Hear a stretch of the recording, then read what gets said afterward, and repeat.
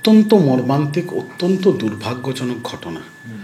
এবার ব্যাপারটা হচ্ছে মেদিনীপুরের এই হাসপাতালে যেখানে এই ঘটনাটা ঘটেছে, এর তো অবশ্যই চূড়ান্ত তদন্ত হওয়া উচিত। আর এর পেছনে যারা যারা দোষী তাদের সকলকে আইনের কঠোর থেকে কঠোরতম ধারা দিয়ে এদের জেলে ঢোকানো উচিত। এটা তো মানা যায় না।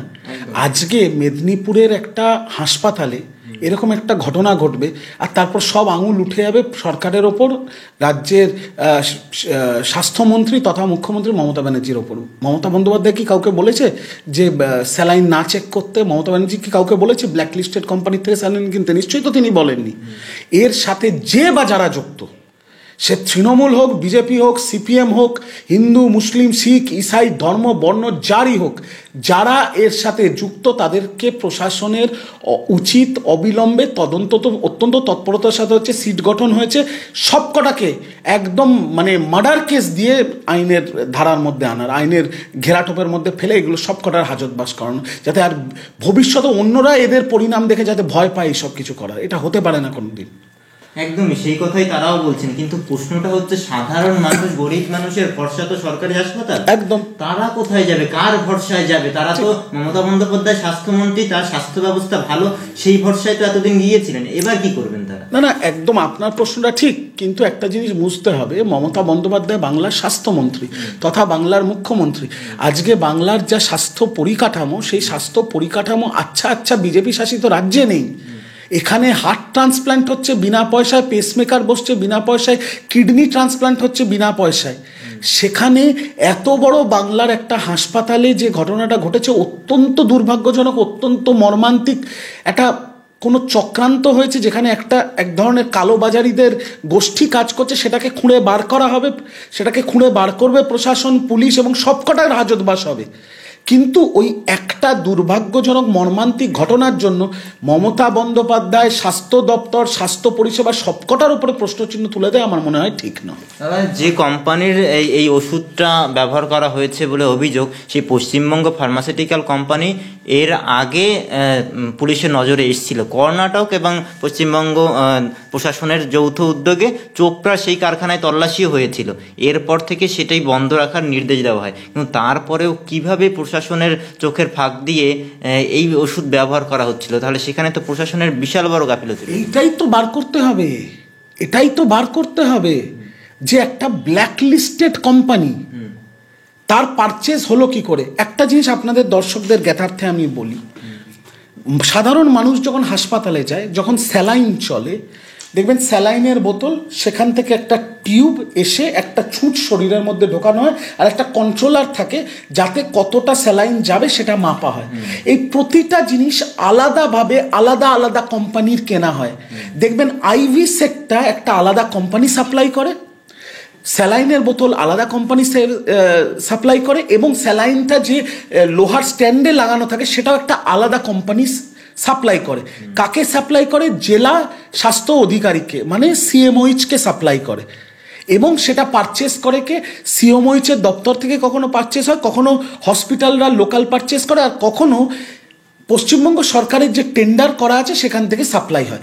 এবার সাপ্লাইটা কিভাবে একটা ব্ল্যাকলিস্টেড কোম্পানি হোল্ড করলো, এবং তাকে ওয়ার্ক অর্ডার কে দিল, কিভাবে দিল, আর সেই ওয়ার্ক অর্ডারে কাদের সই আছে, সেটা খতিয়ে দেখলেই পরিষ্কার বেরিয়ে যাবে। দুধ কা দুধ, পানি কা পানি হয়ে যাবে। আর তার মধ্যে যারা যুক্ত, সে ডাক্তার হোক, সে স্বাস্থ্য দপ্তরের কর্মী হোক, সে তৃণমূল হোক, সে বিজেপি হোক, সে যেই হোক, যদি একটা ব্ল্যাকলিস্টেড কোম্পানির থেকে মাল কিনে সেটাকে মানুষের শরীরে ঢুকিয়ে, একটা মহিলার যার একটা ছোট্ট বাচ্চা আছে, যে এখনো তার মাকে চিনতে পারেনি, তার যদি মৃত্যু হয়ে থাকে, তাকে রেয়াত করা হবে না, সে যত বড়ই নেতা হয়ে যাক। আপনারা দেখেছেন বারংবার এই মমতা বন্দ্যোপাধ্যায়ের সরকারে একমাত্র তৃণমূল কংগ্রেস, যেখানে তৃণমূলের কেউ অপরাধ করলে তাকেও হাজতবাস করতে হয়। সেটা বাবলা সরকার কাণ্ডে আপনারা মালদায় দেখেছেন, অন্য জায়গাতেও দেখেছেন। তাই এখানে যারা জড়িত, এই ভদ্রমহিলার মৃত্যুর সাথে যারা জড়িত, তাদের কাউকে রেয়াত করা হবে। প্রথমত এই কর্ণাটকের ড্রাগস কন্ট্রোল না আসলে তো পশ্চিমবঙ্গ সরকার খবর পেত কিনা সেই নিয়েও সন্দেহ রয়েছে। মানে বাইরের রাজ্য এসে খোঁজ খবর দিয়ে যায়। ড্রাগ কন্ট্রোল কিন্তু পশ্চিমবঙ্গের আন্ডারে পড়ে না। ড্রাগ কন্ট্রোল কিন্তু সেন্ট্রাল দপ্তর, তার একটা স্টেট ডিভিশন আছে। ড্রাগ কন্ট্রোল কেন্দ্রীয় দপ্তর, তার একটা স্টেট ডিভিশন আছে। যেমন আজকে আপনি যদি দেখেন, আপনাকে আমি বলি, মৌলালিতে একটা অফিস বিল্ডিং আছে, সেই অফিস বিল্ডিংয়ের 3 তলায় ড্রাগের অফিস আছে, 2 তলাটা দেখবেন স্বাস্থ্য দপ্তরের আন্ডারে জল পরীক্ষা হয় পশ্চিমবঙ্গ স্বাস্থ্য দপ্তরের, সেখানে NABL অ্যাক্রিডেশন আছে। কিন্তু যে ড্রাগ দপ্তরটা, যেটা কেন্দ্রীয় সরকারের অধীনে, সেখানে কিন্তু কোনো NABL অ্যাক্রিডেশন নেই। না, রাজ্য ড্রাগস কন্ট্রোল তো রয়েছে। রাজ্য ড্রাগ কন্ট্রোল থাকলেও রাজ্য ড্রাগ কন্ট্রোলের পরিধির মধ্যে এটা পড়ে কিনা সেটা তো দেখতে হবে। আর যে বড় গণমাধ্যম যে ড্রাগ কন্ট্রোলে গিয়ে এত বড় ভিডিও করেছে, সেই ড্রাগ কন্ট্রোলটা তো কেন্দ্রীয় সংস্থার অধীনে, সেটার NABL নেই কেন? কেন আপনারা কেন্দ্র সরকারকে প্রশ্ন করছেন না? কেন্দ্র সরকারের মনিটরিং কোথায়? পশ্চিমবঙ্গ তো কোনো ইন্ডিপেন্ডেন্ট রাজ্য নয়, কোনো স্বাধীন রাজ্য নয়, পশ্চিমবঙ্গ তো ভারতবর্ষের অংশ। তো সেখানে কেন্দ্র ড্রাগ কন্ট্রোল কি করছে? তাদের দায়বদ্ধতা কোথায়? আমরা দায়বদ্ধতা এড়াচ্ছি না। একটা মর্মান্তিক দুর্ঘটনা ঘটে গেছে, যারা করেছে তারা কালোবাজারির সাথে জড়িত, তাদের সবাই জেলে ঢুকবে। কিন্তু তা বলে পুরোটাই রাজ্যের ঘাড়ে দায় চাপিয়ে দেবে বিজেপি, আর বিজেপির কেন্দ্র সরকার কোনো মনিটরিং থাকবে না, এটা তো হতে পারে না। সেটাও তো দেখতে হবে। কিছুদিন আগে তো আমরা এটাও দেখেছি, বিজেপি শাসিত রাজ্যে, আপনারাই মনে হয় খবর করেছেন, একজন 72 বছরের বয়স্ক ভদ্রলোক ক্যান্সার আক্রান্ত, আয়ুষ্মান ভারতের পরিষেবা পায়নি বলে সুইসাইড করেছে। তাহলে কেন্দ্র সরকার ধোয়া তুলসী পাতা, আর সব দোষ নন্দগো, সব দোষ মমতা ব্যানার্জি, এটা তো হতে পারে না। কিন্তু রাজ্য ড্রাগস কন্ট্রোলের একাধিক পদ ফাঁকা, এই ধরনের বিষয়গুলো কারা নজরদারি করবেন বলুন তো? হ্যাঁ, একাধিক পদ ফাঁকা, পদে নিয়োগ হবে, কিন্তু বাংলায় দেখছেন না কিছু লোক তাঁবু খাটিয়ে বসে আছে হাইকোর্টে, ওই মামলা বিকাশ থেকে শুরু করে আরও কিছু এরকম লয়ার আছে, যে সরকার যখনই নিয়োগের কোনো প্রক্রিয়া চালু করে তখনই সেটায় ব্যাঘাত ঘটায়। দেখতে পাচ্ছেন না এখন এদেরকে? আর যদি আপনি বলেন যে বাংলায় ড্রাগ কন্ট্রোলে 99টা কেমিস্ট থাকার কথা, 70টা আছে, কেন 29টা কেমিস্ট নেই? কই আপনারা তো প্রশ্ন করেন না, কেন্দ্রীয় ভারতীয় রেলে 40,000 পদ বিলুপ্ত করে দেয়া হলো, হাজার হাজার পদ ফাঁকা, আর রোজ ট্রেনের দুর্ঘটনা হচ্ছে, মানুষ মরছে, কেন্দ্র সরকার নিয়োগ করবে কবে? এই দেশে আজকে 4টে গ্র্যাজুয়েটের মধ্যে 3টে গ্র্যাজুয়েট বেকার, সর্বোচ্চ বেকারত্ব দেশে। কই কেন্দ্র সরকারকে একটু প্রশ্ন করি। আমরা সবাইকেই প্রশ্ন করি রেজুদা, কিন্তু তার সঙ্গে সঙ্গে এই যে কেন্দ্র রাজ্য দুই সরকারের, দুই দলের, বিজেপি তৃণমূল, তাদের মধ্যে এই ধরনের রেষারেষি, তাদের দুজনের মধ্যে এই ধরনের তর্ক বিতর্ক, কিন্তু ভুগছে তো সাধারণ মানুষ। দুর্ভাগ্যজনক। কিন্তু আপনি যখন তৃণমূলের কারুর কাছে বক্তব্য নেবেন, তৃণমূল তো সঠিক কথাটা বলবে, বিজেপি সঠিক বলুক আর না বলুক, তৃণমূল সঠিক কথাটা বলবে। আমরা তো দায় এড়াচ্ছি না, আমরা বলছি যা হওয়ার হয়ে গেছে। আমরা যদি আজকে তৃণমূল কংগ্রেস বা মমতা বন্দ্যোপাধ্যায়ের যদি ক্ষমতায় থাকতো সেই ভদ্রমহিলার প্রাণ ফিরিয়ে দেওয়ার, তাহলে তো আপনি আমার ইন্টারভিউ নিতে আসতেন না, আমরা তো প্রাণটা ফিরিয়ে দিতাম। যেহেতু প্রাণটা চলে গেছে, এবং তার প্রাণ চলে যাওয়ার জন্য, তার মৃত্যুর জন্য যারা দায়ী, তাদেরকে হাজতবাস করানো কর্তব্য আমাদের, সেটা আমরা করব। একদমই।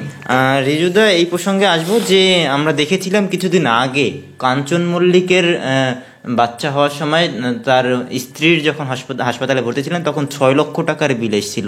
এখানেই সাধারণ মানুষ প্রশ্ন করছেন যে যখন নেতা হয়, যখন মন্ত্রী হয়, বিধায়ক হয়, তখন তাদের চিকিৎসাটা হয় হচ্ছে কোনো একটা বড় একটা বেসরকারি হাসপাতালে, আর সাধারণ মানুষ তারা যায় সরকারি হাসপাতালে। সেই জন্য সরকারি হাসপাতালের দিকে নজর কম।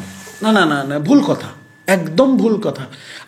আপনারা জানেন কি আদৌ? আপনাদের দর্শকদের জ্ঞাতার্থে বলি, পশ্চিমবঙ্গের প্রতি বছরের স্বাস্থ্য দপ্তরের বাজেট কত জানেন? 16,500 কোটি টাকা। 16,500 কোটি টাকা। এর থেকে বেশি বাজেট সারা ভারতবর্ষে শুধু 2টো রাজ্যের আছে, একটা উত্তরপ্রদেশ, একটা মহারাষ্ট্র। তো মমতা বন্দ্যোপাধ্যায় স্বাস্থ্য পরিষেবায় যা করেছে, বিজেপি ভারতবর্ষে করতে পারেনি, কেন্দ্র সরকারের চালাচ্ছে ওরা।